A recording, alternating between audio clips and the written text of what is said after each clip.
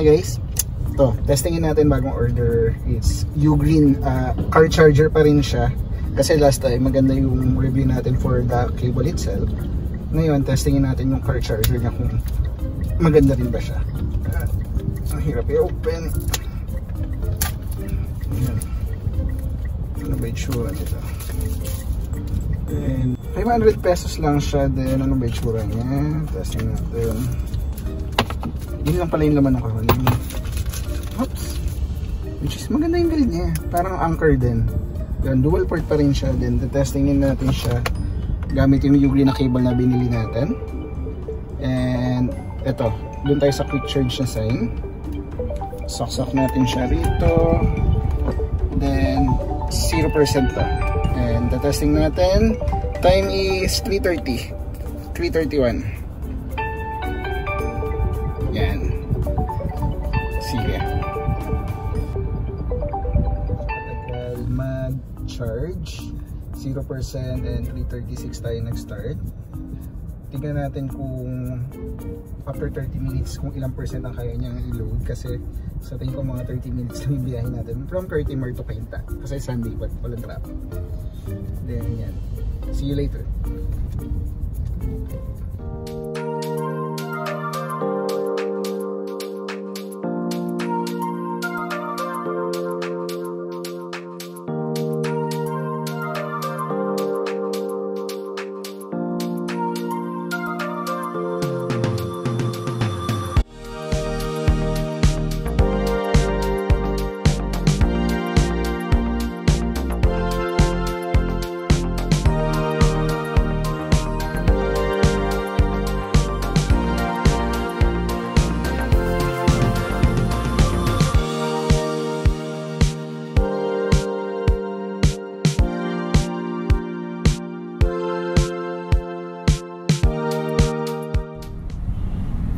Yun, nakaka 25 minutes na tayo or 24 minutes, and for now 22% pa lang siya.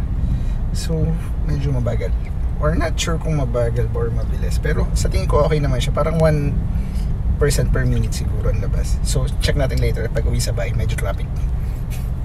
See you.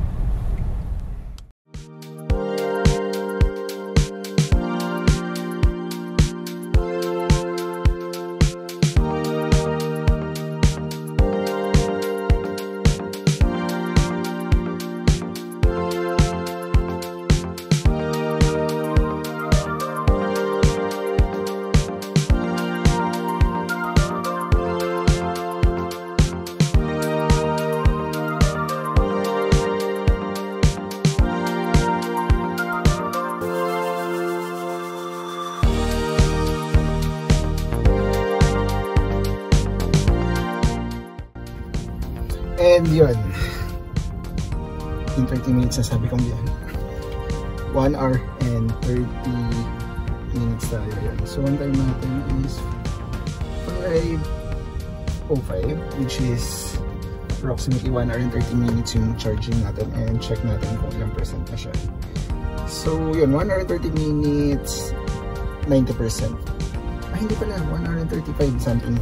Yun, 90% siya. So kung mapatak siya ng 1% per minute talaga yung charging niya, which is sa tingin ko okay naman. Kung i-average natin 100 minutes or 1 hour and 40 minutes siguro full charge na siya, which is not so bad knowing na Ugreen rin naman to, and before na testing natin yung cable nila, which is okay. And sa tingin ko so far good naman siya, not compared to Anchor, which is sa tingin ko okay din yung Anchor, pero for testing sulit na to sa Baling 500, and dual port din naman siya. So pwede siya, good siya. And yun, I hope you like my video and my review regarding this car charger, Ugreen car charger. And in order ko siya by Lazada, wala akong makita siya kanya sa mall, which yun, not sure lang with the warranty kung paano, pero working naman siya and good naman siya. I hope you like my video. If you have questions, comment below, and don't forget to like, subscribe, and share para makagawa pa ako ng ibang video regarding mga review, mga tech, gadgets, and everything na sa tingin yung gusto nyo rin makita. Thank you. Have a good day. Bye!